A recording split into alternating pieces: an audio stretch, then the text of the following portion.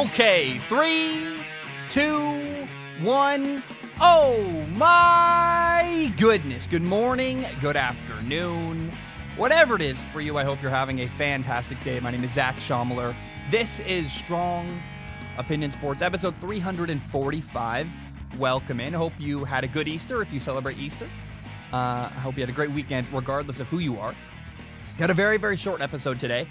We're going to talk about the quarterback who I believe is the missing piece of the puzzle in the NFL draft. I mean, kind of the answer to a lot of problems or answer to the number one problem a lot of teams have. The Steelers, the Bears, the Patriots, the Saints, Washington. There's a lot of teams out there that do not have a top 10 pick and probably do not have a chance of getting a long-term starting quarterback or a guy that even has the potential to be their long-term franchise quarterback. And the answer to that question is Sam Darnold. We'll talk about that in a moment. We're going to talk about the Final Four.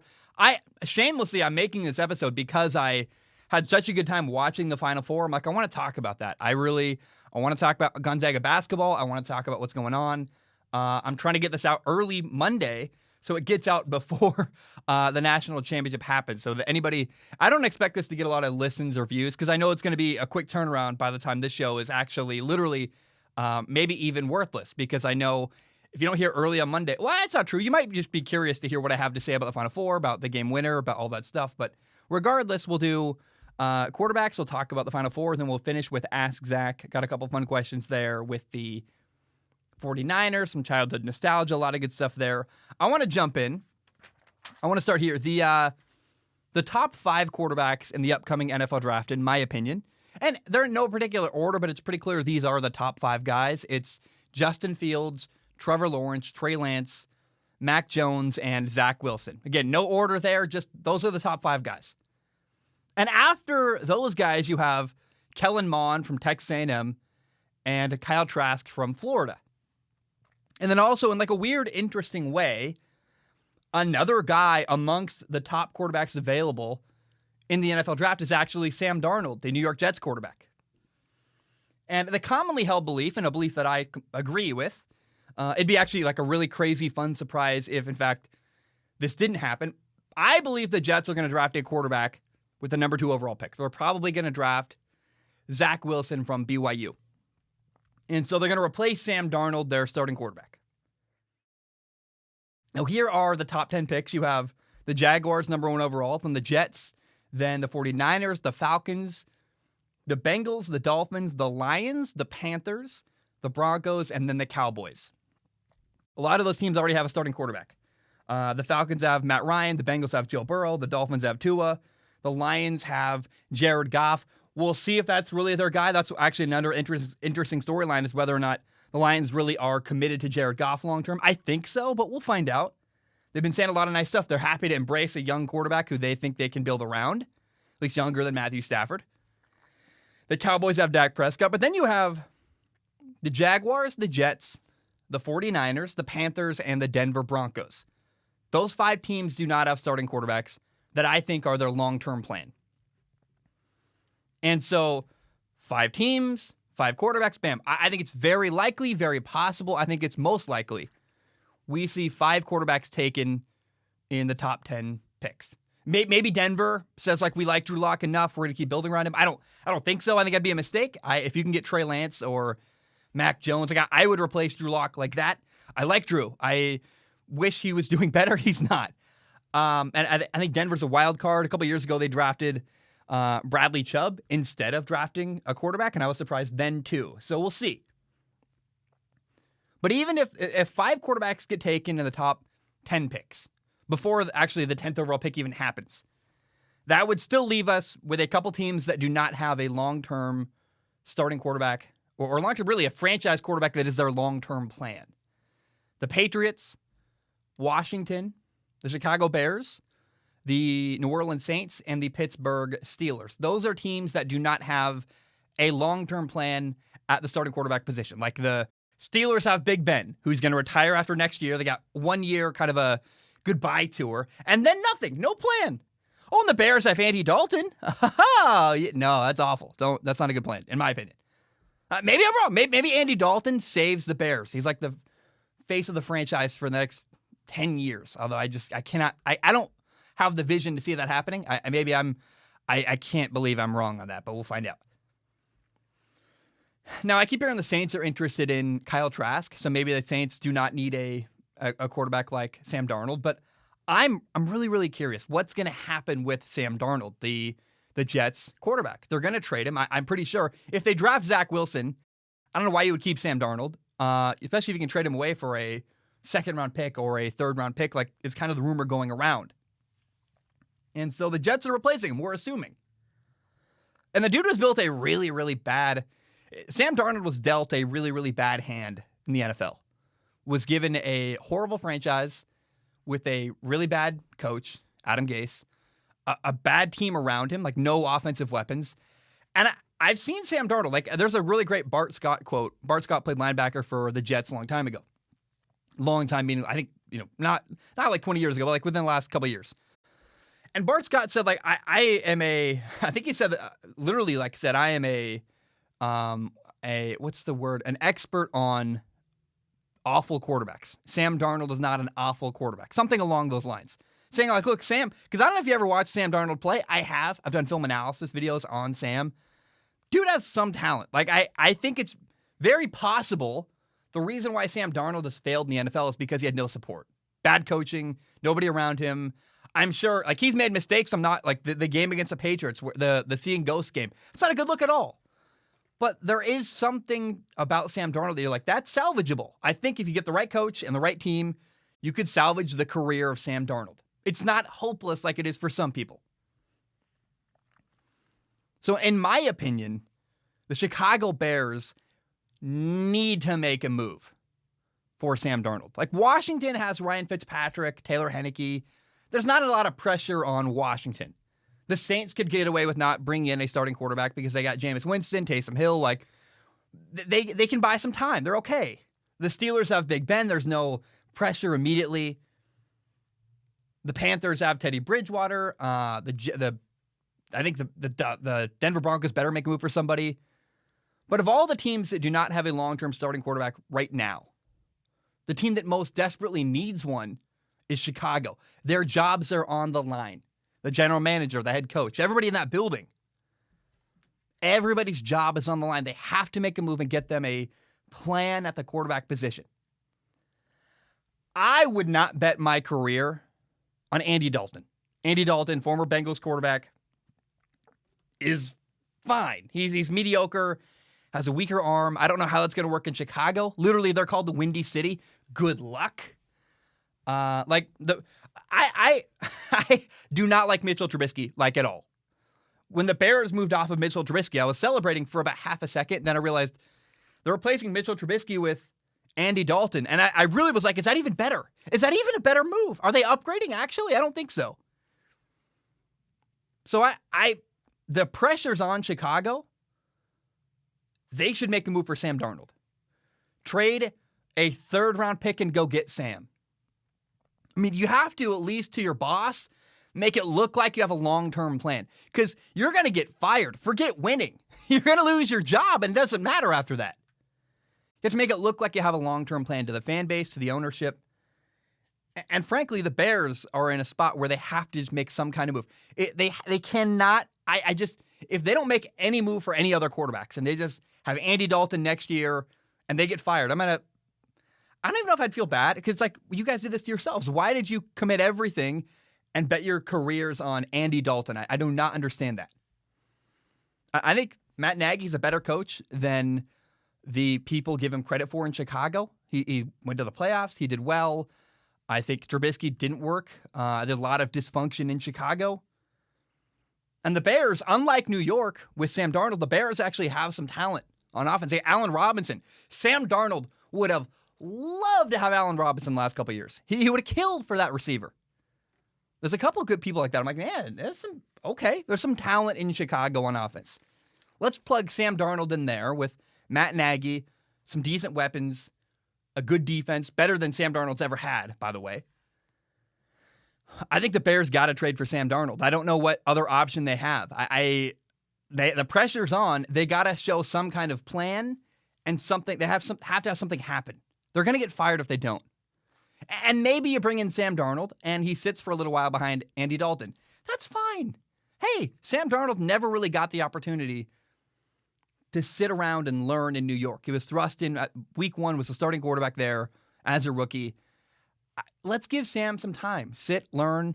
Especially Andy Dalton's got a head start already on the offense. Give Andy Dalton the start week 1, and maybe week 7, you're like 3-3. You're not doing very well. You move to Sam Darnold. But I don't understand the lack of desire to do something else in Chicago. The fan base isn't happy. Andy Dalton's not good enough to be your long-term plan. Sorry, it's not. What's your plan? Because you don't have the draft capital to move up and get somebody else in the draft. You're not going to get any of the top 10, any of the top 5 quarterbacks in the NFL draft. It's not going to happen. The Bears will not move up to a top 10 pick. It's just impossible for them based on what they have and their draft capital. So it's becoming desperation season. Chicago needs to make a move and go get Sam Darnold. He's the only guy on the table. I almost consider Sam Darnold like the number 6 quarterback in the NFL draft because he's available. After the top 5, it's Sam Darnold. Sam Darnold's probably better than Kyle Trask and probably better than Kellen Mond. So he's the number 6 guy on the draft board. Chicago, make a move, go get him. He's actually probably cheaper than Kyle Trask and Kellen Mond will actually be. So I don't know, man. The Jets probably would not trade Sam Darnold to the Patriots. The Patriots are a division rival, and I use the word rival carefully because they're in the same division. Is it a rivalry? I don't know, but I don't think the Jets are like, yeah, let's help the Patriots out, get their starting quarterback, or even give them an opportunity to maybe have a starting quarterback. But the pressure's on. I think it's mostly on the Bears, but after the Bears, I would go actually to Pittsburgh. Pittsburgh or Chicago has to make a move and go get Sam Darnold. If they don't, oh, man, I just hope they have some kind of plan. Kellen Mond, Kyle Trask, something beyond what they currently have. Big Ben and Andy Dalton cannot be your long-term plan. In fact, the Steelers, it's not their long-term plan. So they've got no plan after Big Ben. I just don't understand, and the Bears, please go make a move for Sam Darnold. Okay, let's shift gears to college basketball. On Saturday, we had the Final Four. 2 games. The winner advances to the national title game. And game number 1, I'll admit, was a bit of a dud. Watched the whole thing. It was over at halftime. It was Houston against Baylor. And I was very hopeful because kind of the elevator pitch for this game is that these are 2 very similar teams. They play good defense. They both have 3 good guards. They're even both from Texas. They're like, the schools are 185 miles apart. Baylor, Houston, let's go. And the reality was Baylor was way, way, way better in the first half. Houston looked outmatched. Baylor led 45-20 at halftime. They were up 20 points pretty much the entire second half. Baylor won 78-59. So Baylor advances to the national title game. I do want to give a shout out, though, to Marcus Sasser, who plays for Houston. He's a sophomore guard. Houston had 20 points at halftime. He had 17 of those 20 points. Marcus Sasser, well done. He didn't do much in the second half, but I was like watching, like Marcus Sasser's the only person doing anything for Houston the entire first half. Shout out to him. We'll talk about Baylor more in a moment. We'll swing back around to them after we talk about Gonzaga. Game number 2 of the Final Four. Oh my goodness, it was fantastic. It's one of those games where, I mean, everyone's calling it an instant classic. Fine, fair enough to me. It was close. It was intense. It was back and forth and back and forth. And there were 19 lead changes. The game was tied 15 times. Like, it was just it's tense and fun and drawn out and competitive. And there were good passes and good moves and good defense and everything you want in a basketball game.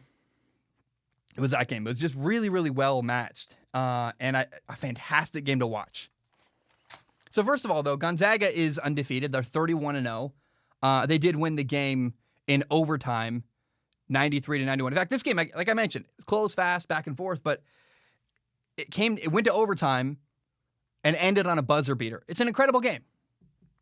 And the UCLA game is the most that Gonzaga has been challenged all year. Their closest game all year. So their third game of the year, they played West Virginia. They won 87-82. Other than that, They haven't even, that's the closest game all year by like a ton. It blew out most of the teams they played this year. And part of what made UCLA so competitive with Gonzaga was that they had 2 stud guards. They had Johnny Juzang and Jaime Jaquez, 2 guards who were really, really hard to match up one-on-one on defense for Gonzaga. They just really, really struggled with that matchup. Jaquez had 19 points. Johnny Juzang had 29. He's a transfer from Kentucky at UCLA. And despite losing, I walked away with a lot of respect for UCLA. Like their season, what they did. If you look at the Final Four, you have Baylor and Gonzaga, both number 1 seeds from their part of the bracket. Houston was the number 2 seed from their part of the bracket. And UCLA was the 11 seed. On their road to Gonzaga, they beat number 2 Alabama in the eastern region of the bracket. So they beat number 2 Alabama. Then they beat number 1 Michigan 51-49. And Michigan's one of the best players at a bad game. I don't really care. You beat Michigan by 2 points. You hold on late to win. I was like, dang, man, this is an awesome run by UCLA. So despite losing to Gonzaga, well done by UCLA. Really fun run. I think people think I don't follow basketball or watch it at all. I do. I enjoy it. I don't talk about it a lot. It's not my most popular thing to talk about, but when I feel compelled, I'm like, I got a lot to say about basketball, and I really enjoyed the UCLA run, what they did. Now, Gonzaga is kind of my local team.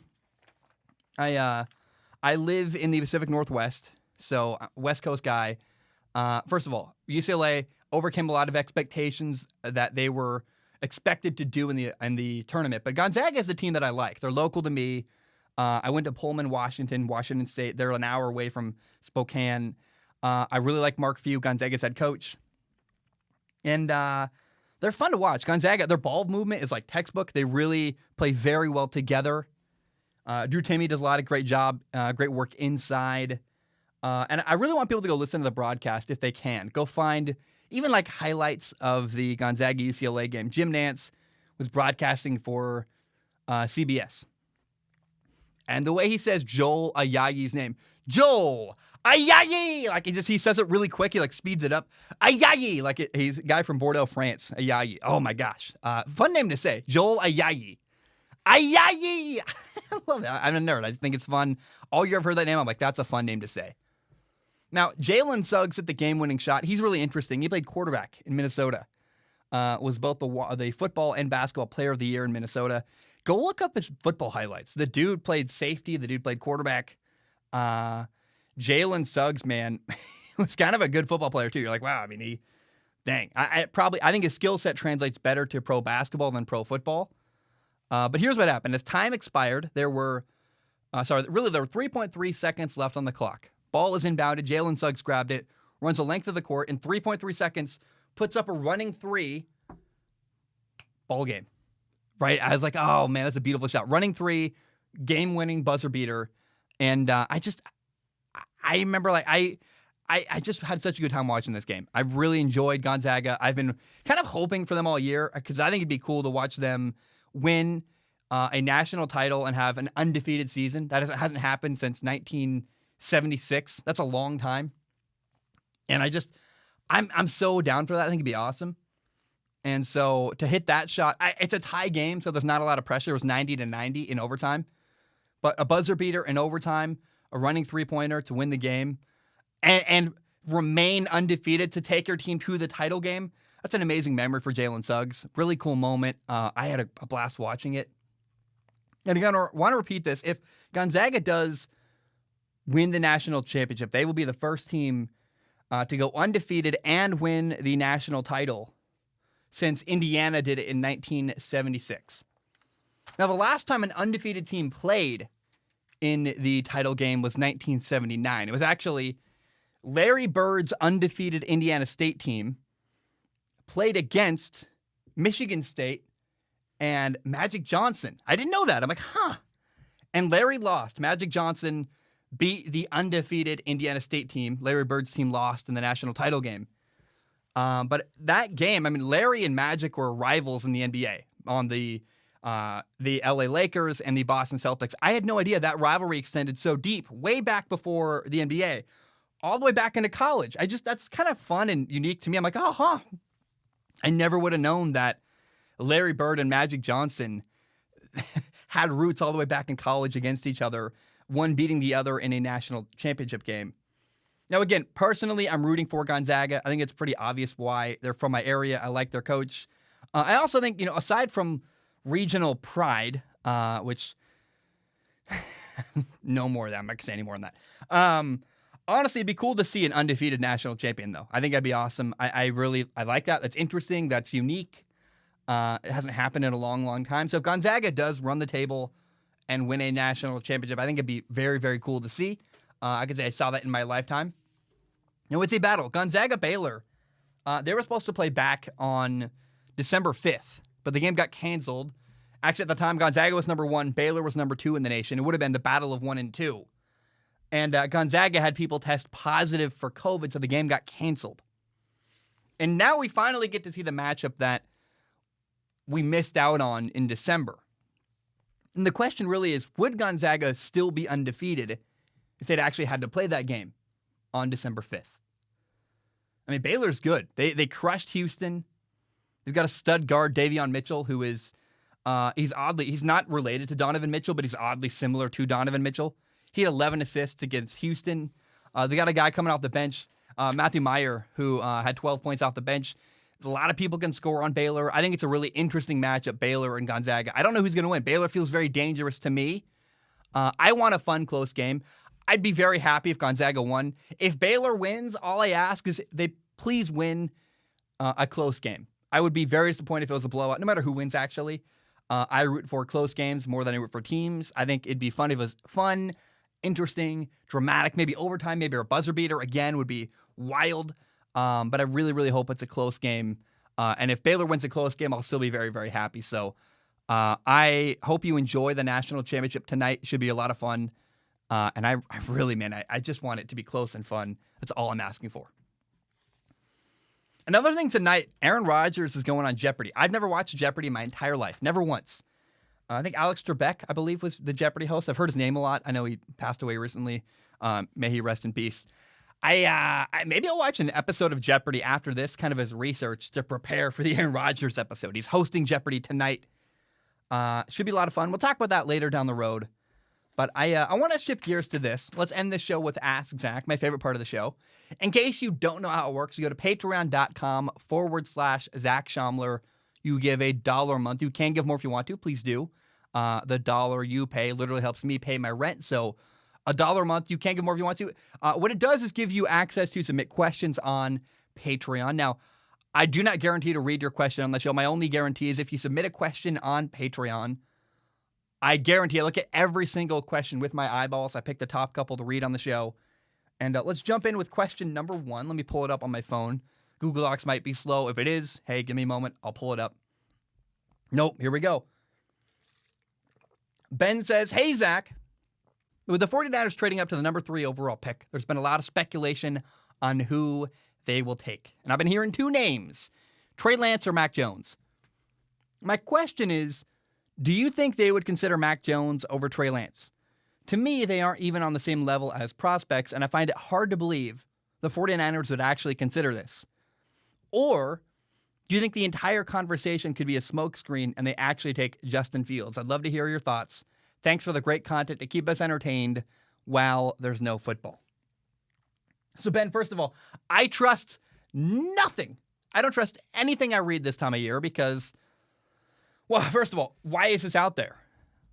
Why did somebody in San Francisco leak the story that so the story that leaked was that the coach, Kyle Shanahan, wants to draft Mac Jones, and the personnel department, John Lynch, the GM, the personnel department wants a more mobile quarterback like Trey Lance or Justin Fields, and they're trying to convince each other that the other is right.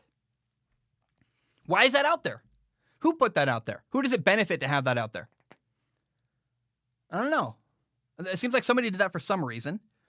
Maybe covering their butt if they fail. Maybe, I don't know.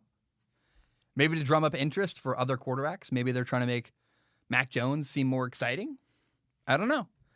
The Jets have the number 2 overall pick. The 49ers have the number 3 pick.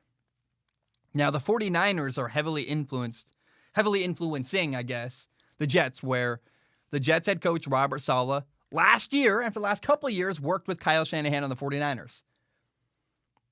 And the Mike LaFleur, the brother of Matt LaFleur, is the Jets offensive coordinator. He also worked last year with the 49ers. So what the 49ers, the opinions of 49ers hold have some kind of influence, I believe, over the Jets, where Robert Saleh, Mike LaFleur, they really respect the people in San Francisco. So if they hear, wow, they really like somebody, it could cast doubt on what they're seeing in the film they're watching. Who knows? It's very possible there's some manipulation going on. Maybe San Francisco just doesn't want to tip their hat to who they really want. Maybe they think they can get the guy they want. They don't want the Jets to take him as well. I don't know. I just think the worst thing the Jets could do is really strongly commit to one person. Sorry, the worst thing the 49ers could do. If the 49ers said, we love Justin Fields, and they really did love Justin Fields, maybe the Jets, who respect the 49ers, would go, if they like Justin Fields, shouldn't we be considering Justin Fields too? Because they're really smart and we know them very well. I don't know. I'm speculating here. I know this, though. When I went to buy a guitar like 5 years ago, I went with my best friend who was also a musician. And he bought a guitar, and I went, that's a pretty good guitar. And I bought the same one he bought because I liked his opinion. And I knew he knew more about guitars than I did, so I bought the one he did to make sure I got a good one. Sometimes that happens, and maybe the 49ers just don't want to influence what the Jets are going to do. It's hard to tell. I don't know, but my gut tells me that the story is all nonsense. Is there actually dissension between the coach and the GM? I don't.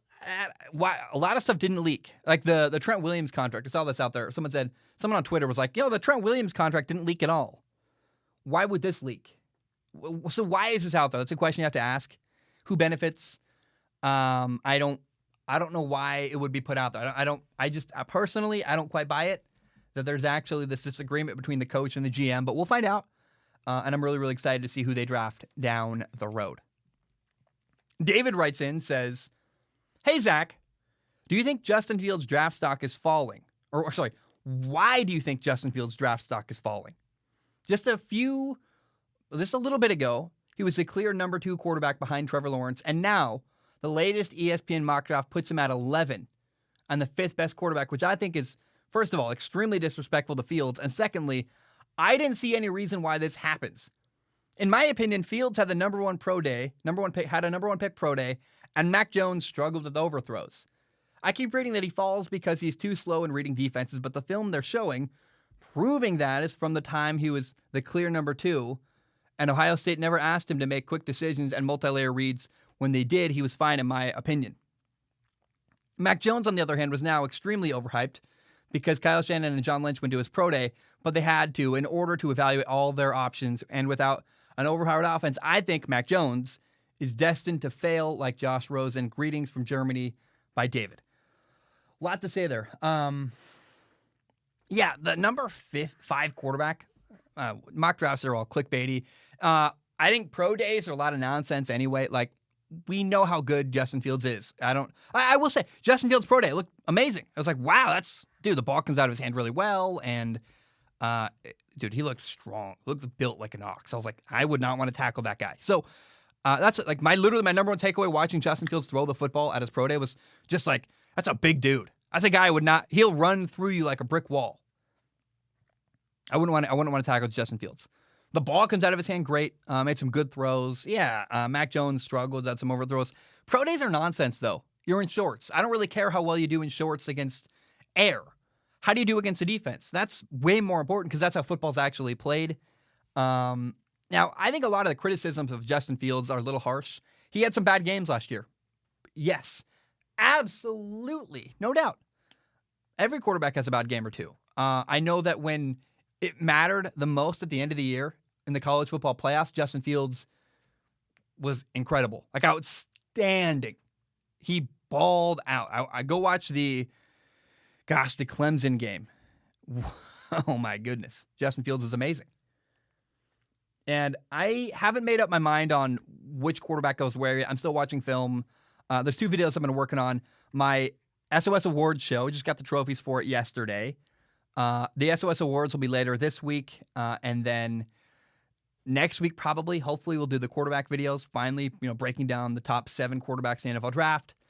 And I don't know where I stand yet. I'm still doing research on that topic. But here's the question, really. Is Justin Fields falling? Or are other people, the closer you look at them, are they rising? Is Mac Jones going up? Is Zach Wilson rising? Is Trey Lance rising? Maybe Justin Fields hasn't gone down at all. Like, opinion totally the same. But as people do research into Trey Lance and what he's done with his year and a half off, basically, and Mac Jones, and they look at Zach Wilson, the more they look at these other guys, the more they go, wow, these guys are really good. Like, the more research we do, the more we like them. Maybe Justin Fields' draft stock isn't falling so much as other people are rising. And I just would keep that in mind, too. It's maybe not anything against Justin Fields. I got to say this, though. I would be really, really excited. I think the place I could see Justin Fields doing the best work would be in San Francisco with the 49ers. If the 49ers drafted Justin Fields, oh boy, I would love that, man. I really think that the coach who could take advantage of his skill set the most would be Kyle Shanahan. Undoubtedly. What Kyle Shanahan could do with Justin Fields, a guy who can run around, can run like a running back, can throw really well. He's amazing. He's a really, really amazing athlete and an amazing quarterback. So I just would love to see what he could do with the 49ers, but I have an open mind. We'll find out. Maybe it's Trey Lance. I couldn't tell you, but I'll tell you what, the other thing I can't ever tell you. I've never met any of those 5 guys. I've never met Justin Fields, never met Trevor Lawrence, never met Zach Wilson, never met Trey Lance or Mac Jones. So I can tell you what the film says and some of the other stuff I've seen and read and talked to sources, but at the end of the day, the teams are having conversations with them. And who knows what they're finding in their conversations that we could just never know from the outside looking in. Okay, the next question is from, I believe it's from TJ. Oh, yeah. TJ writes in, says, "What's up, Mr. Ryan Leaf interviewer? We just wanted to know what Flash games you liked playing as a kid. For me, it was going on mini clips to play Commando, or Stick Page, the website, to play my favorite Flash games. If people don't know, or if you don't, Flash games were like the very simplified games you could play on your browser."